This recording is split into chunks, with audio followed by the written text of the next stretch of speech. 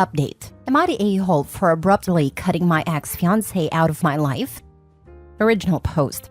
I, male 25, met my now ex-fiancé in my first year of college. We were both 18 and went from friends to lovers pretty quickly. We clicked so well, and everything was so easy and effortless.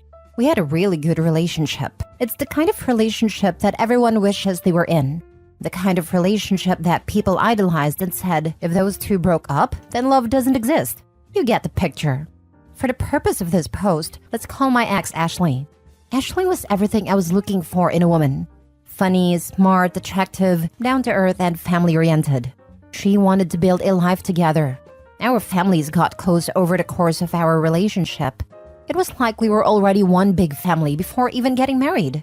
As planned, I popped the question a year ago not knowing that this would change everything. She said yes, of course, but things started to change. Slowly but surely, over the months, she became more distanced. I tried to ignore it and chalked it up to nervousness. You know, cold feet before taking the big marriage plunge. I should have trusted my instincts. She always went out with her group of friends on the weekends. I've been on these outings before. Usually it's clubbing and drinking. It's not my scene, but I trusted my girl, so I had no problem with her going without me. These outings became much more frequent after I popped the question. I tried to ignore my gut feeling that something was wrong about this. I should have listened. Last week, I got a text from one of her girlfriends. She said she feels super guilty about what's been going on. According to her, Ashley has been worried about getting married. She feels that she hasn't had a chance to explore other options, and the prospect of getting locked down for life made her really anxious. At these outings, she will frequently flirt with guys, dance with them, grind on them, make out with them to get it out of her system. Since she wasn't sleeping with them, she didn't consider it cheating. According to the friend, she also went down on a guy in the club bathroom.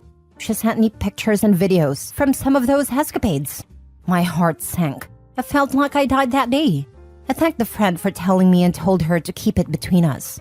For me, any form of cheating is a big no-no. I knew it was over. What makes this worse is that I have a past with cheating. She knows about my high school ex who cheated on me, and being a stupid teenager, I tried to end it all. This just makes this whole situation cut even deeper. She knows how much hurt she could cause, and still went ahead with it. I wanted to crawl into bed and cry for a month. I wanted to be weak. I felt weak. But I decided I would give myself the chance to mourn and cry over this after I protect myself. Me and my fiancé share an apartment that we both pay rent for 50-50. I decided to take 2 days off work and covertly started to move my things out to my brother's house across the city. He knows about everything and immediately offered his place to me. The first day I moved non-essential items out. When Ashley got back from work, she made a comment about it, but I brushed it off by saying I sold some stuff and took some more stuff to a storage unit to tidy and clear space up in our apartment. She didn't question it. I was furious on the inside about everything that I found out about, but kept cool to avoid suspicion. She noticed I was a bit withdrawn, but I told her I was just tired and stressed from work. The second day, while she was at work, my brother and his wife came over to help me pack everything else, and I was fully moved out by 3 p.m. that day. Since then, I have avoided every single form of communication sent by my ex. I have completely cut her off. I refuse to talk to her or her family.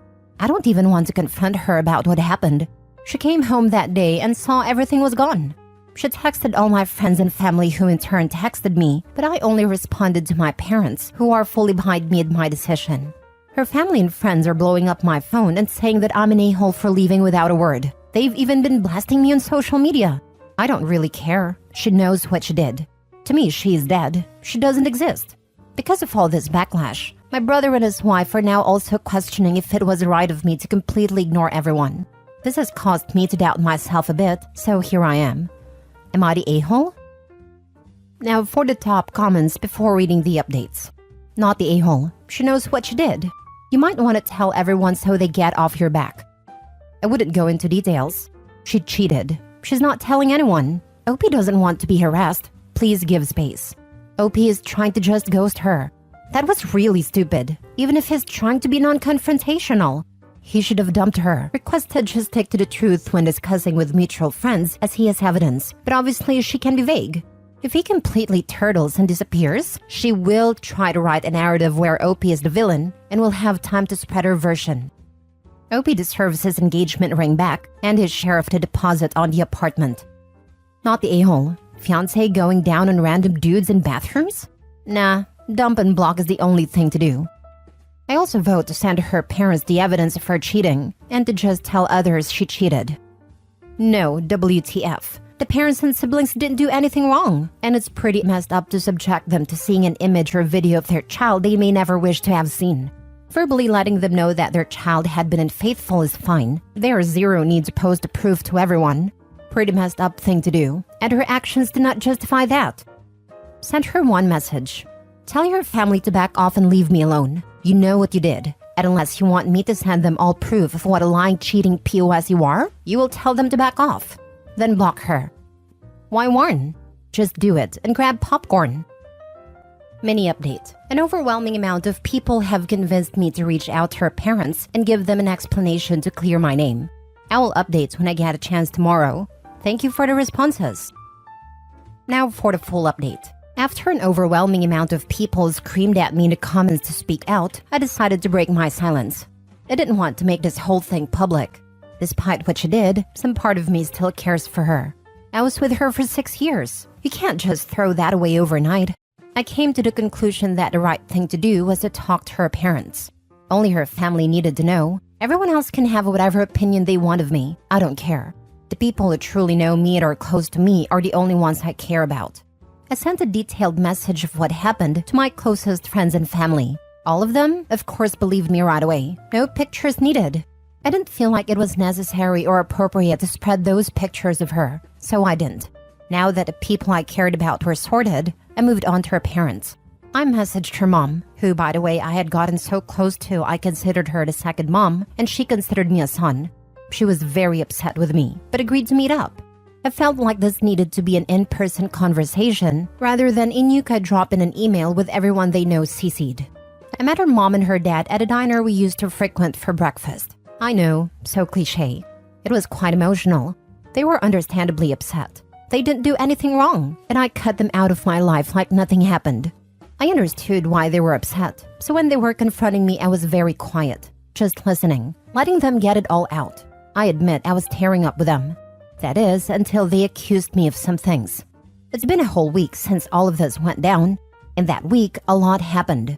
Apparently, according to her parents, my ex convinced everyone that I cheated and that she kicked me out. And I haven't been answering anyone because I was so ashamed of what I had done.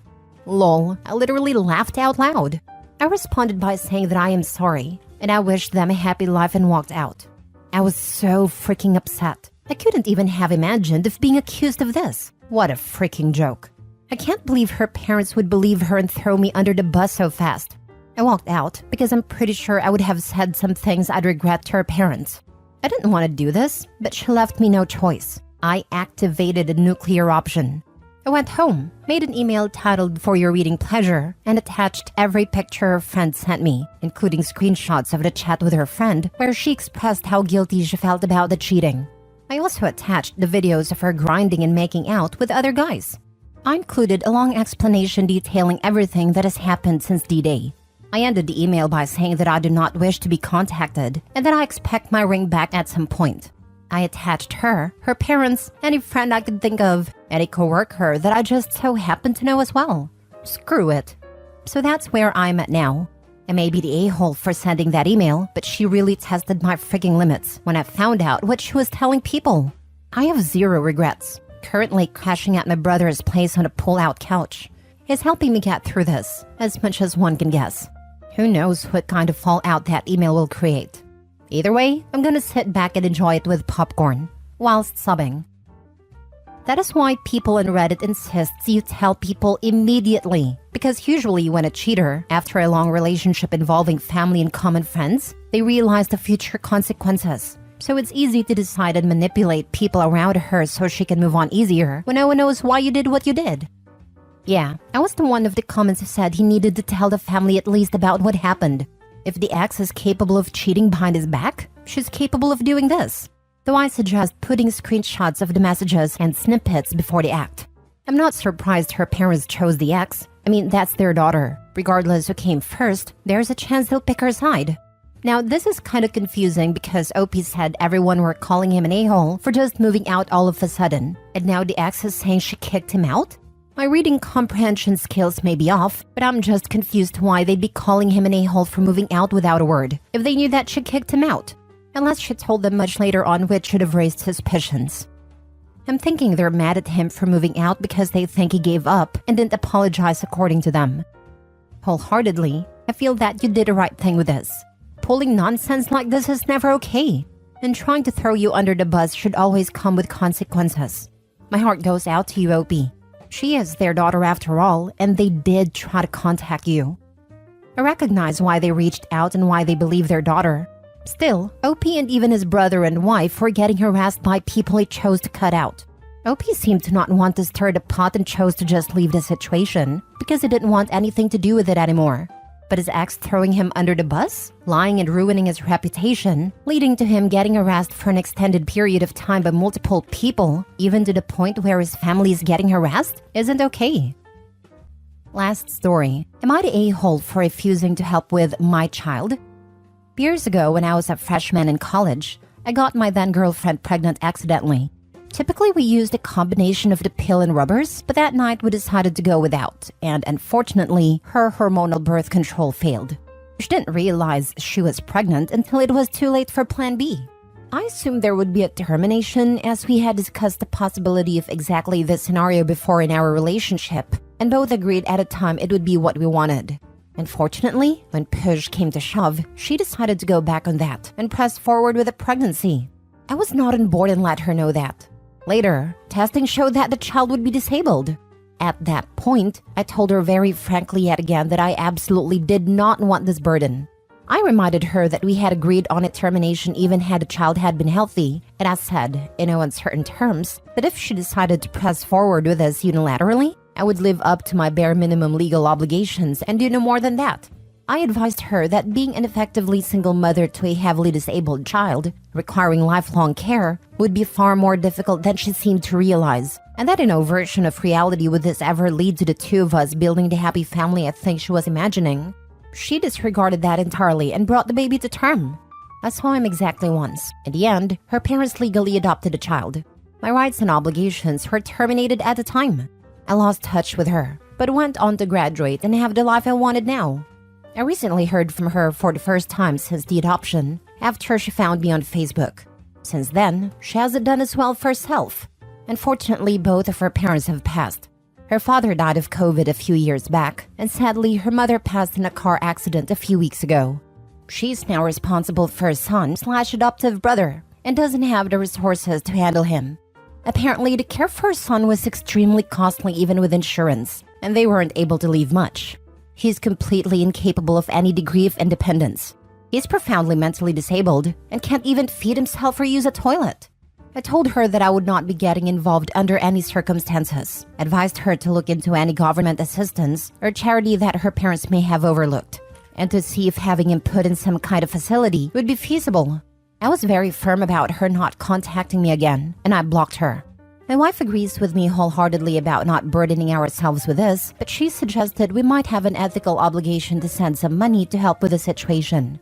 I disagree, and I'm afraid that giving anything at all will be like feeding seagulls. I want nothing to do with it at all. This isn't a serious conflict between us, but I just want to know if her point has merit. Now for the comments. Not the a-hole. You might be the biological father, but the boy was formally adopted by his grandparents, and that meant that they were his legal parents. As you say, your rights and legal obligations were terminated at the time, and therefore you aren't required to step up now after all these years.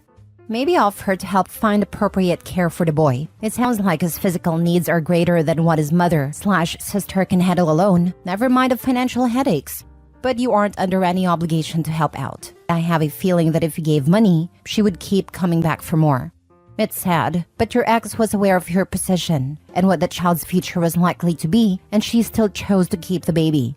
Without her parents' practical and financial assistance anymore, she needs to get her brother into a home where he can receive the help he needs. Your ex should also receive Social Security payments since the son/brother was legally the son of now deceased parents.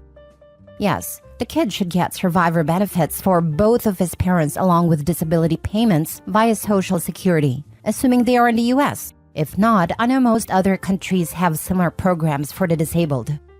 The child would be obligated for survivor benefits or disability, whichever is greater. With the death of the mother, the survivor benefits could increase but isn't guaranteed. One of those situations where I absolutely thought Opie would be the a-hole, but Opie, I'm now nodding my head in full agreement with you. It was her body carrying the child and her choice to bring a profoundly disabled person into the world. Not a whole lot you could say about that at a time, but it was the choice of her parents to adopt him themselves, thus absolving you of legal responsibility. This is a tough situation, but you also predicted a lot of what actually did come true. You know that raising this kid would be a monumental feat. You never wanted that burden yourself, and you opted out when you could. I don't blame you one bit, and you're not the a-hole. If Opie does decide to lean toward offering anything at all, it should not be done without consulting an attorney. Absolutely, it probably wouldn't be a bad idea to consult with a family law attorney, regardless. Update. After reading the advice given in the comments, I decided the best course of action was to continue my policy of refusing any direct involvement in the situation. However, as she explained to me that she was unable to care for the boy on her own, I phoned social services in her state and reported a vulnerable person not being adequately cared for. I was contacted for a follow-up and provided copies of her messages.